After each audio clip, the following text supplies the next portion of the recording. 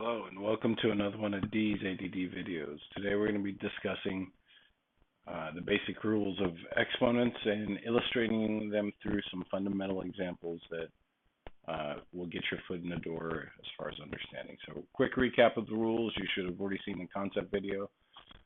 This is the multiplication of two like bases. You add the exponents. If they're divided, you subtract the exponents. If you get a negative answer for the subtraction, you flip it to the bottom. Not any numerical coefficients, just that variable that got the negative answer. If you got one power raised to another power, you multiply the powers. If you got multiple things multiplied raised to the same power, you multiply each one of those powers, including if there was a numerical coefficient. Don't forget those numerical coefficients have an exponent of 1 understood to be there. Okay? If you've got the same scenario and they're divided, you still just multiply each exponent. Anything to the 0 power is 1. Negative exponent flops down to the bottom. And if there's a numerical coefficient like this 3 here, it would stay up in place of that 1. Here, let's just rewrite that. That looks sloppy. So that would be a 3 on top. And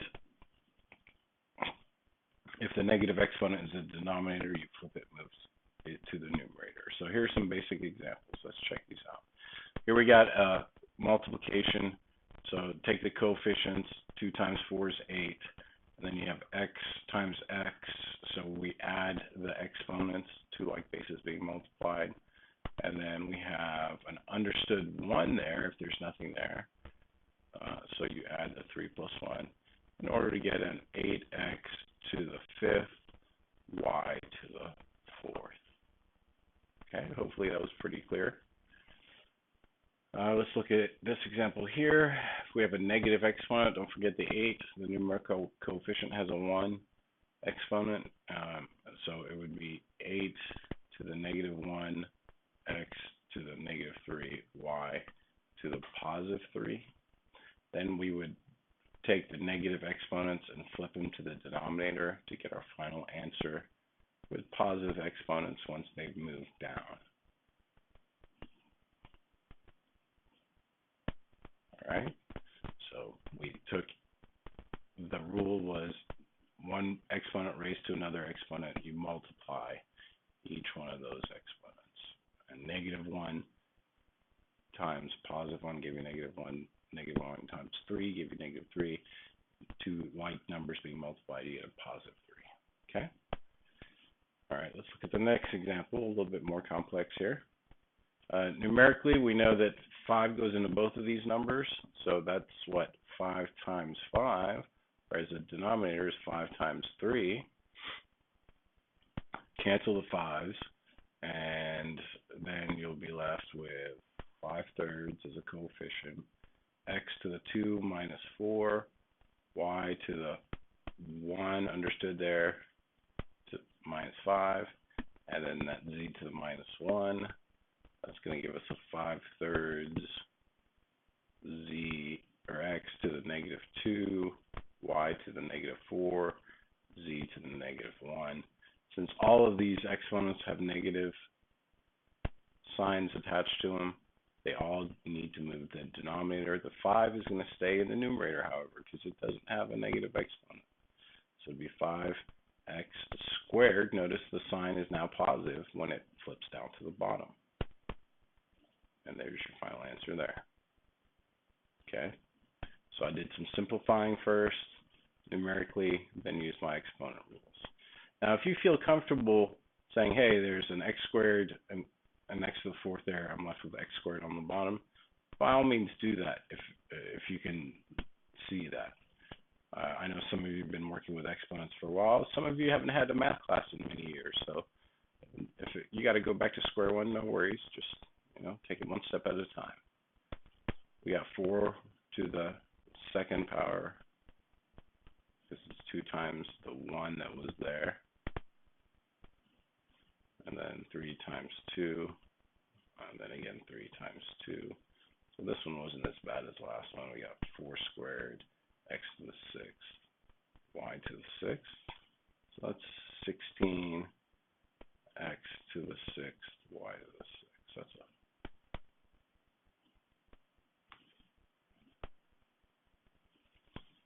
Now, those of you that are perceptive will see that this is a 0. And right away should say the answer to this is 1. Because anything to the 0 power is 1, with a few exceptions in calculus, but we're not dealing with that now. So some of you might have, simplified this, made that 9 times 9. Actually, 81 is 27 times 3. I just figured that out. So let's try that again. That looks very sloppy.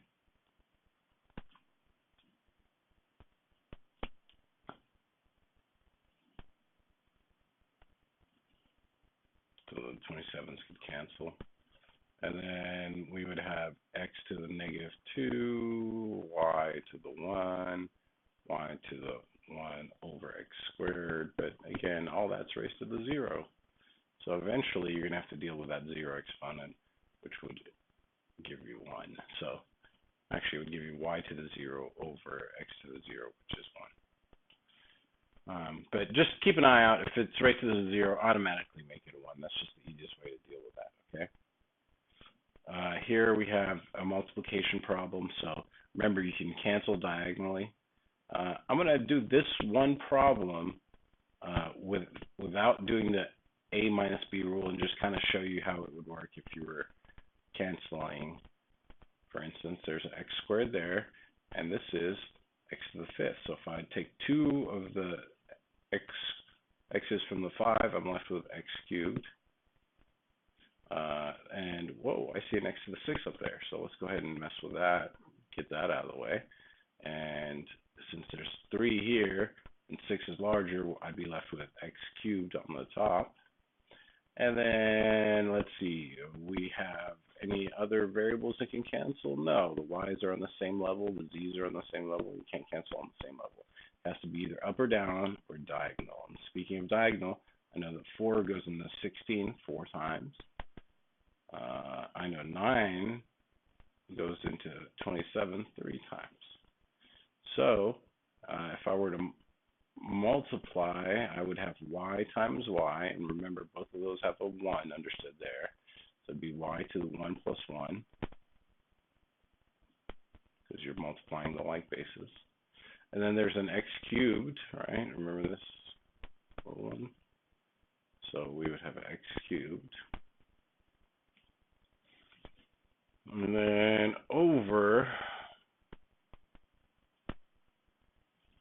3 times 4, and then no x's left, but we do have a z to the 1st times a z squared, and since they're multiplied, you added their exponents. So you get a y squared x cubed over 12 z cubed. And that should be your final answer for that one. Okay? So you can see there, if you get familiar with them, you can just start canceling through them. You don't have to be as formal showing the steps. But if you're taking a quiz or a test, it doesn't hurt if it's on exponents to show these steps, because you might have made a silly mistake. You might have been tired because you crammed and studied them properly, and you thought, 3 plus this 3 plus 2 ended up being a 6 magically. Well, if you actually wrote out the 2 plus 3 step, the professor knows that you know the rule. You just were too tired to do your basic math properly. And usually 9 times out of 10, they'll give you the benefit of the doubt. So you should have your foot in the door with exponents enough to just do a few problems, get your mind, thinking about how to work these, refreshing your memory if that's the case. And practice, practice, practice is the main key to most subjects. Watch the intermediate video and the advanced video as well for more examples. I hope I've cleared up any confusion that you might have. Thank you, and have a nice day.